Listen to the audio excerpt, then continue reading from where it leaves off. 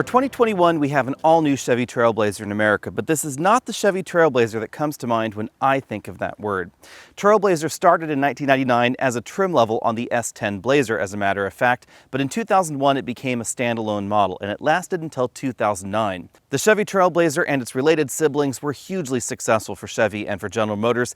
Chevy sold nearly 300,000 Trailblazers in 2003, and they sold nearly 300,000 again in 2004. And that's again before we even talk about the General Motors, the Buick, the Oldsmobile, the Isuzu versions, etc. Yes, you heard that right. There was even an Isuzu version of the Trailblazer and a Saab version, in case you didn't know about it. I oddly enough owned two different versions of that family of SUVs. I had a GMC Envoy and a Saab 97X. But the Blazer and Trailblazer are very different vehicles than they were before. Instead of being body-on-frame SUVs, these are unibody crossovers. The Trailblazer is the subcompact unibody crossover in the lineup, and the Blazer is the mid-size two-row.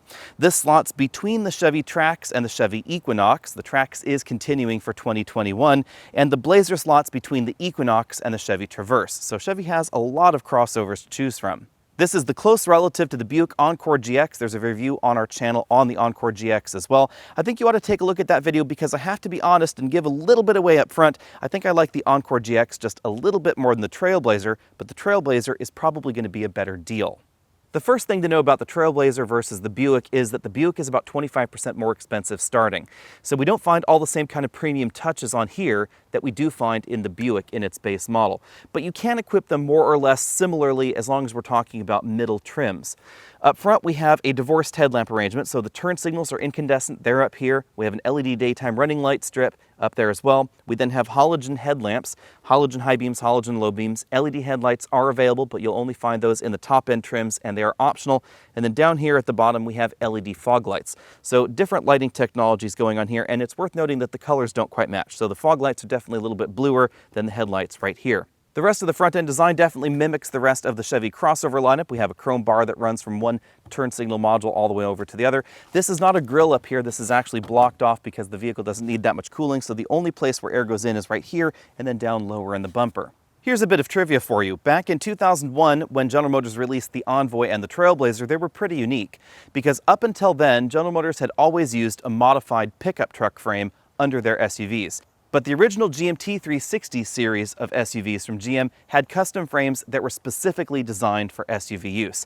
Obviously, this Trailblazer shares nothing with that particular model. This is again a unibody crossover, and it's also significantly shorter. This is 20 inches shorter than the last model to wear the Trailblazer name at 173.5 inches long. That puts this almost exactly between the Chevy Trax and the Mazda CX-30 in terms of size, and almost identical to the Jeep Compass. At least for 2021, the Chevy Trax and the Encore live on in the United States, with reduced option packages and different pricing structures than the Encore GX and the Trailblazer right here. Part of the reason for that is that the replacement for those vehicles internationally was not designed for use in America. So even though there is a new Encore in other world markets and other new small crossovers from GM, that particular brand new ultra small crossover was simply not designed for us.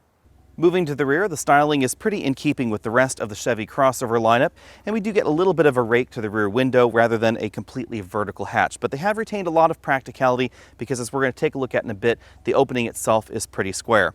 We're driving the LT trim of the Trailblazer today. That's not the top-end version, and that's why we don't have the LED headlamps up front or the LED tail lamps in the rear. These are complete incandescent modules, although thankfully the turn signal is still amber. Under the hood, we find General Motors' latest engines and latest transmissions. Things start out with a 1.2-liter, 3-cylinder turbocharged engine and a new continuously variable transmission developed in-house by GM. That engine gives you 137 horsepower and will give you 29 miles per gallon combined. The up-level engine is the one that we're driving right here. It's a closely related 3-cylinder turbo. It displaces 1.3 liters, so it's a little bit bigger, a little bit more powerful at 155 horsepower, and interestingly enough, also a little bit more efficient.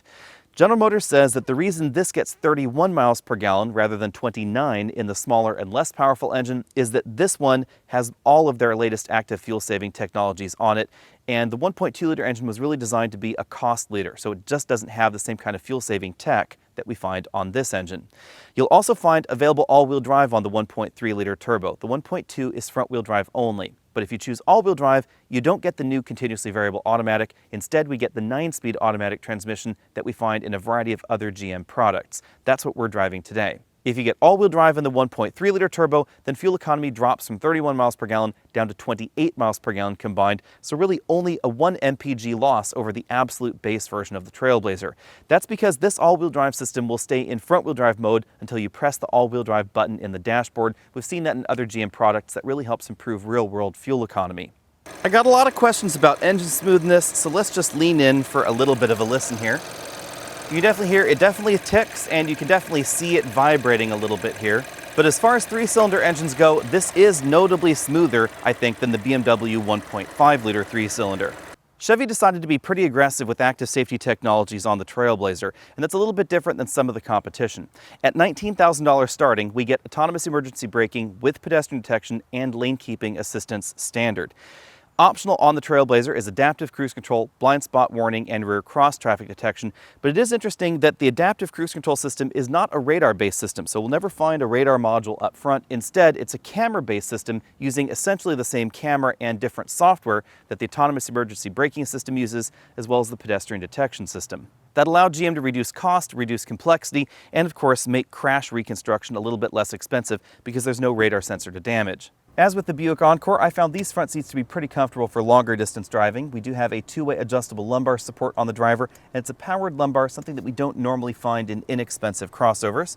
We have a tilt telescopic steering column with a decent range of motion, but it is worth noting that the front passenger seat does not have the same range of motion as the driver's seat. It is a complete manual seat in this model. Hopping into the back seat, we oddly enough don't really find that much less room than we found in the original Trailblazer. Obviously this is narrow, but legroom is pretty good for a subcompact crossover. There are really very few vehicles in this segment that will beat the kind of combined legroom that we find in the Trailblazer, and it's definitely very obvious here. With this front seat adjuster for me comfortably at 6 feet tall, I still have about 4 inches of legroom left, and I certainly have enough headroom back here as well. I have about 1.5 inches of headroom. Now, some of that is because this rear seat bottom cushion is a little bit close to the ground. You'll notice that my legs are sitting up above that cushion, probably about 1.5 inches of distance there. Now, that's going to mean that this is going to be a little bit less comfortable for adults for long car trips, but it actually will be more comfortable for children because their legs won't be dangling around. If I move over here to the front seat position and put my head back here, I still have maybe about 1.5 inches of headroom left. Definitely a lot of room. We have a hump right here in the middle because we are in the all-wheel drive model, and it appears that if you get the two-wheel drive model, then we don't get the hump in the middle, which is an interesting touch. That's what we noticed in the Buick Encore. Moving all the way over to the right side of the vehicle where this front seat's all the way back in its tracks, I had a 6'5" person up front, I still have about 1.5 inches of legroom left. In addition to giving us a large and accommodating interior, the Trailblazer also gives us a pretty spacious cargo area. We find 23.5 cubic feet of storage space behind the hatch. That's just a little bit below the Jeep Compass and the Kia Seltos, but still really at the top of this segment. Thanks to the size of the Trailblazer, the cargo area is also a little bit differently shaped than, for instance, a Kia Soul, which is pretty boxy and very upright. This cargo area is a little bit wider and also a little bit deeper in terms of dimension from the hatch right back there to the second row seat backs. As you can see, a 22-inch roller bag has no problem fitting right there in that position. And if I lift up this load floor, it is a 2-stage load floor, so I can slide it down there to a lower position where it's no longer level with the cargo opening. I can also remove it from the vehicle or lift it completely up, and that's where we find the temporary spare tire, the jack and tow hook, and also a little bit of additional storage area right there around that spare. A really practical touch in here is the fold flat front passenger seat. It folds completely flat with the second row seat back and of course with the cargo area in the rear, allowing you to put items like this 7-foot ladder right here inside the Trailblazer. This is one of the reasons that they put the 60% folding side of that second row seat on the passenger side, so you can put these larger tapering items right here in the vehicle. Even if you don't plan on putting ladders inside your small crossover, this still could be handy for people that want to put things like surfboards or other large items, things like ironing boards, very easily in here, things that you wouldn't normally be able to put in a vehicle this small. The cargo carrying mission is why the seat backs aren't identical on the driver and front passenger side. We get hard plastic inserts right here and then lower on the seat, so that way when you are putting those cargo items in here, they're not just brushing against the fabric. As we look around the interior, keep in mind that we are in the LT all-wheel drive trim, not the top-end trim, so clearly there are going to be extra features available inside the Trailblazer. We don't have a moonroof right here over the driver and front passengers' heads in this particular model. We do, however, have height-adjustable shoulder belts and two-way adjustable headrests. These seats are fabric seats with contrasting stitching right there. You can see these are sort of a charcoal color, and then we have the gray stitching. There's also some additional piping going on, and a very attractive fabric insert right there on the side bolster. We find that on the seat bottom and on the seat back cushion. It's sort of a herringbone pattern. We find the same herringbone fabric being used as an insert on the driver and front passenger doors. The rear passenger doors are styled a little bit differently, but as you'd expect in a vehicle that starts at $19,000, there's still a lot of hard plastic going on. So the entire upper section of the door and the lower section of the door are hard plastic, and that armrest is sort of a rubbery insert rather than more of a traditional slush molded plastic like you might find in a more expensive crossover. Moving over to the dashboard, the styling is definitely different than the Buick Encore. Again, a little bit more in keeping with the rest of the Chevy lineup. But as with the front doors, we have some premium touches here that I didn't expect. For instance, this is a soft touch section of the dashboard. It's right there in the middle of things. But if I zoom back in, you can see that we have what looks like after stitching. These are actually injection molded stitch lines, but this is a soft touch material itself. It feels and looks a little bit like fabric, but it actually is sort of a neoprene wetsuity kind of material. We then have a storage area right there where you could very easily keep a passenger smartphone. A large bin-style glove compartment. I was barely able to fit a 10-inch iPad inside. And then in the middle of things, we have a touchscreen infotainment system that supports Apple CarPlay and Android Auto. GM software doesn't have quite the same kind of feature set we find in some of the competition, but it is very easy to use. You can see the icons are very intuitive right there. We also have General Motors OnStar telematics system available in the Trailblazer, and we have a few physical buttons below that, track forward, backward, volume, etc. Below the infotainment system, we find the single-zone automatic climate control, the engine start-stop button, USB inputs for the infotainment system. There are two of them. One's a USB-C. We then have a 12-volt power port and an auxiliary input. Underneath the USB ports, we have a pretty large storage area, easily able to accommodate some of those larger smartphones. And then we have a row of buttons, which includes an auto start-stop disable button. Some people are really offended by not having one of those. The lane keeping assistance button, sport mode button, and then all-wheel drive enable disable. We then have a pretty traditionally styled console shifter here, low mode all the way back, and then there's a manual gear selector button right there on the side of the shifter. Park is all the way up there. Electric parking brake, two large cup holders, and then the slot right there in the middle could hold some smartphones, although not this particular smartphone in its case. It seems to be designed for some of the smaller phones out there. There's another little storage cubby right there between the front seats. This is the same rubbery material that the front door armrests are made out of. If I pull that up and out of the way, we find a storage divider. I can remove that and then have access to the entire storage area, which is surprisingly deep. The instrument cluster features a physical speedometer and tachometer. We then have LED gauges for the fuel level and engine temperatures, and then an LCD right there in the middle. The LCD is running basically the same software that we see in a variety of other General Motors vehicles, but we don't have quite as many options in here as we do in some of those other GM vehicles. So we find fuel range, tire pressure, trip computer readouts, fuel economy, you can see following distance, driver assistance readouts, etc. There's also a home screen that gives you a digital speed readout and a little bit cleaner of a look right there. And then the settings option relates entirely to this display right here, what you want on the home page. For instance, we can click over there to the home page options and choose what you want to see there. The steering wheel is a 3-spoke design with a split bottom spoke and a small opening right there, and sport grips up top. This is the leather-wrapped model. The controls for the adaptive cruise control system are over here on the left, and then we have the controls for that multifunction display over here on the right, along with the voice command button and a phone hang-up button. You'll notice that we don't have track up and down and volume up and down buttons on the front of the steering wheel. It's because they're on the back like we see in other GM vehicles, so volume up, down over here on the right side, track forward, backward over here on the left. Trailblazer gives shoppers a really interesting choice. Do you want a CVT or do you not want a CVT? Because if you don't want a CVT, all you have to do is add all-wheel drive and bang, you get the 9-speed automatic transmission that we find in a wide variety of different GM products. This is an in-house 9-speed automatic design. It shares absolutely nothing with the ZF 9-speed that we see in Honda and FCA vehicles. That 9-speed is a little bit more controversial because the shifts are just not as smooth as this model. This feels just like every other GM transmission, just with 9 gears. Now on the downside, the 9-speed automatic is not going to be as fast to 60 as the CVT. The difference is a little bit less than half a second, 9.3 seconds in this model. Now some of that has to do with the added curb weight of the all-wheel drive system that the 9-speed automatic comes with, but a lot of it really just has to do with the automatic transmission itself. CVTs can keep the engine at the optimum power band, and they do have a benefit to fuel economy and acceleration, especially in small vehicles like this. I would be really interested to see what the Trailblazer would be like with the CVT and with all-wheel drive, but at the moment, that's just not an option.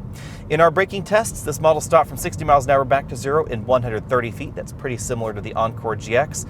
The two vehicles are very similar in terms of curb weight. Obviously, they have the same engine and same transmissions under the hood. This one has a little bit of added weight versus the last Buick we tested, but they feel very, very similar out on the road. When it comes to handling, I'm going to give this particular model a B. We have 7.5 inches of ground clearance, and remember that in this subcompact category, we have a lot of interesting new competition.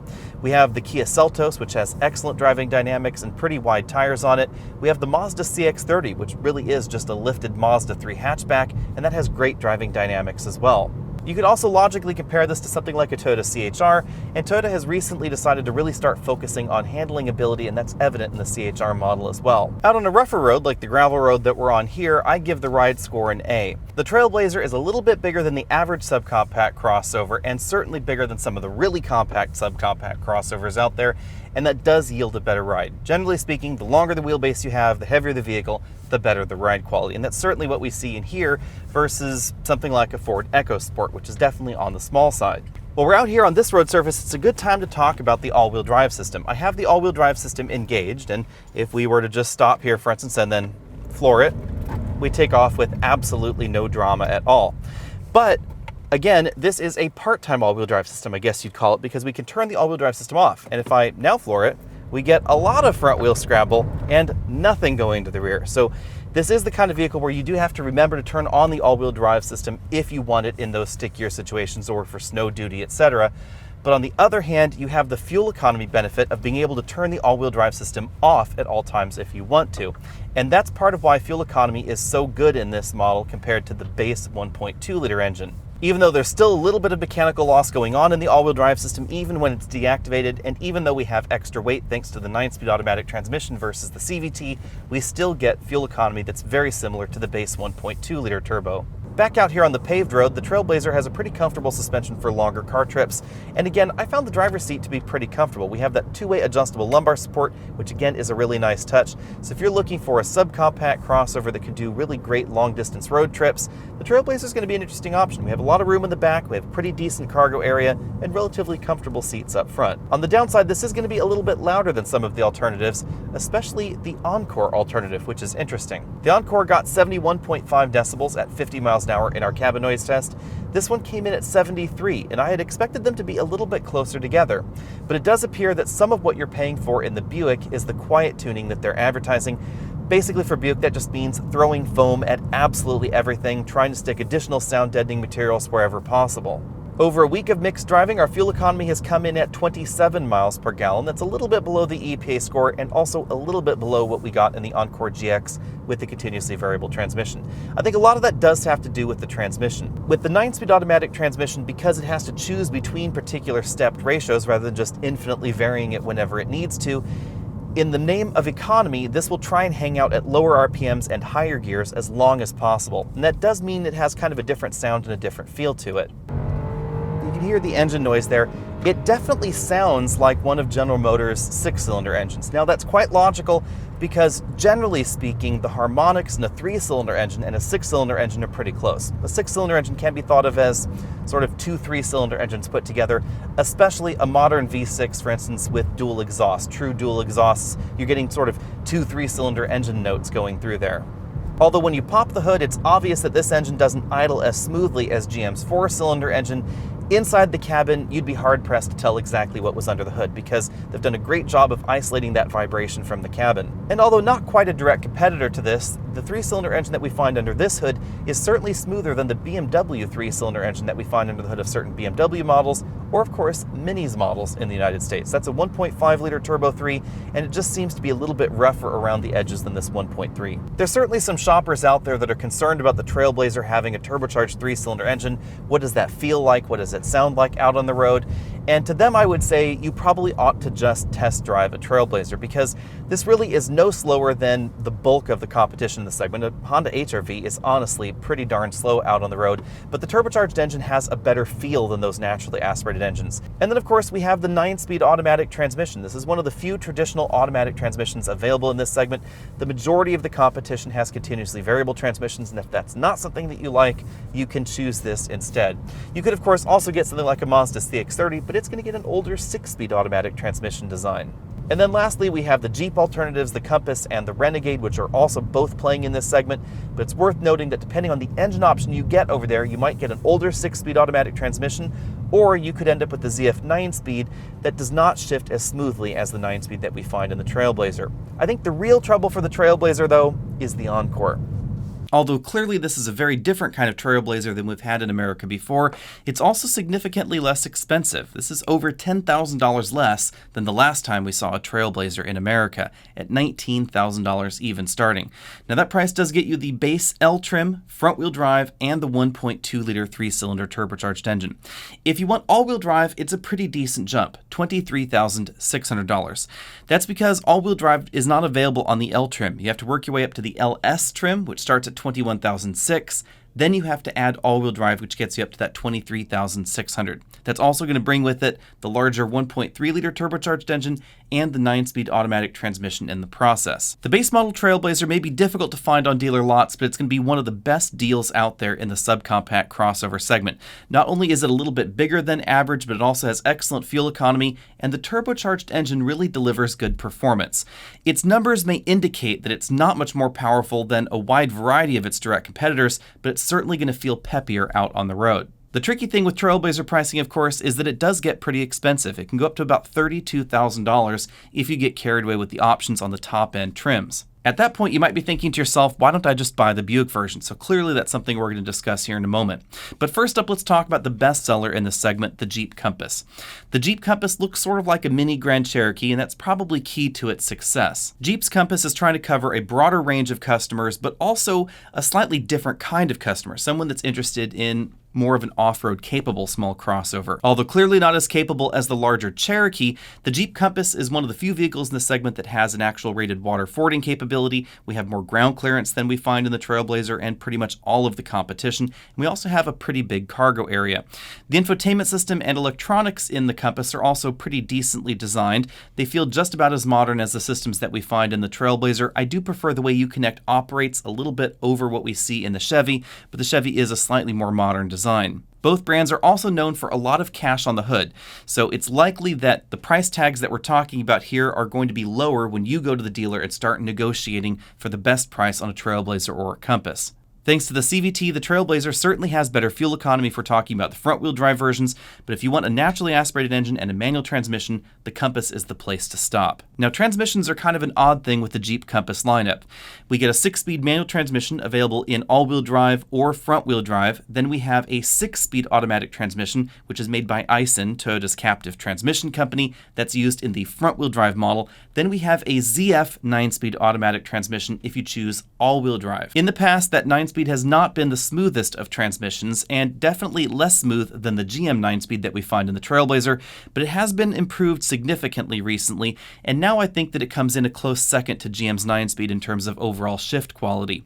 On the other hand, it is going to be more expensive, but you do get a slightly roomier interior, especially the cargo area, and a slightly more comfortable driver and front passenger seat for that cost. However, you're not going to get a front passenger seat that folds flat like we find in the Trailblazer.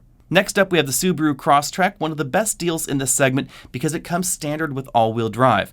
So if we're talking about all-wheel drive to all-wheel drive, the Crosstrek is actually going to be a hair less expensive than the Trailblazer. Now, on the downside, you are going to get a manual transmission for that price tag. So if you want an automatic transmission in your Subaru, you're going to have to pay more. And the Crosstrek is not selling with as great a discounts as we generally see on the Chevy or on the Jeep lot. So it's much more likely that the Subaru is going to be more expensive, even if the MSRP for the Crosstrek is pretty similar to the Trailblazer. For 2021, Subaru is tweaking the Crosstrek. We're going to get a refreshed exterior design and some tweaks on the inside. We're also going to get a larger engine available. The base engine is going to be about the same as we find today, but if you want more power, there'll be an available 2.5-liter engine. Of course, the big thing to know about the Crosstrek is that it really does feel more like a sedan or a hatchback because it truly is a Subaru Impreza hatch that has been lifted. So it has a little bit more of a wagon vibe, sort of like the Subaru Outback, a little bit less crossover of a vibe than we find in the Trailblazer or in the Compass. Next up, we have the practical, rational alternative, the Honda HR-V. The HR-V is not terribly expensive, starting at $20,920 starting, but it is starting to feel old at this time. It's not as dynamic or as attractive. Its infotainment system feels a generation or two behind some of the newer entries in this segment, and Honda Sensing is oddly enough not standard in the HR-V yet. Honda Sensing is, however, optional, and you'll probably find it on most trims of the HR-V at dealer lots. Handling and acceleration are a little bit behind a number of its key competitors in this segment, but it is efficient, very reliable, and of course has a large cargo area. That's why the HR-V continues to sell pretty well. But at this point in time, the HR-V wouldn't exactly be on my top pick list for this segment. I think in many ways the toughest competitor for the Trailblazer, especially in the mid-level trims where most folks are going to be shopping, is the Buick Encore GX. The Encore starts at $24,100, notably more expensive than the base version of the Trailblazer, but we do get more equipment there. Now, at one point in time, the Buick used to get a longer standard warranty, but that's not the case anymore. Now the warranty is identical to the Chevy Trailblazer. It's also worth noting that the Buick Encore is not exactly a Buick version of the Trailblazer because structurally they're a little bit different. The Buick Encore has a slightly shorter wheelbase. It's also shorter in terms of length. That's why we find less legroom inside. But the two vehicles do share the same engines, same transmissions, and of course the same seat designs. So the fold flat front passenger seat happens in the Encore GX as well. We just don't have quite as much room on the inside.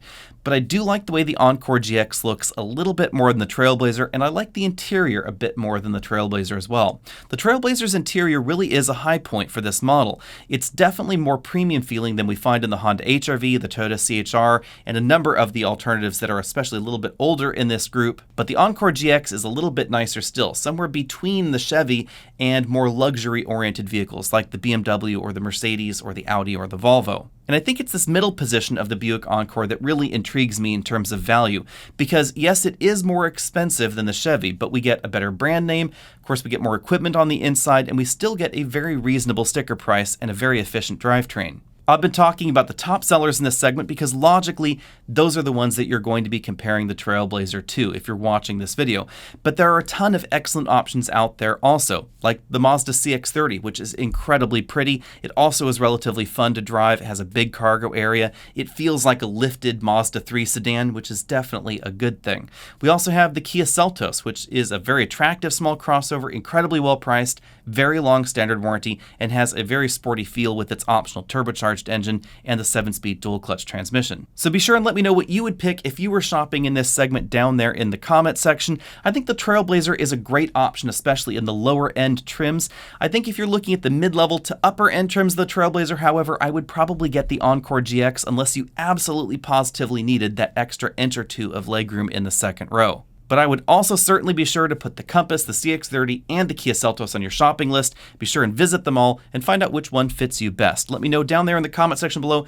Be sure and find us over at facebook.com/AlexNautos to see what we're driving this week. Find us over at Twitter, Instagram if you want to see the lighter side of things, and I'll see all of you next week. In addition, make sure you've hit that subscribe button down there and of course click the notification bell icon. I know a lot of folks have asked about this. Why are you not getting the notifications that we have new videos here? It's because your bell may not be on. So click that little bell. Make sure that all notifications are on, and I'll see all of you next week.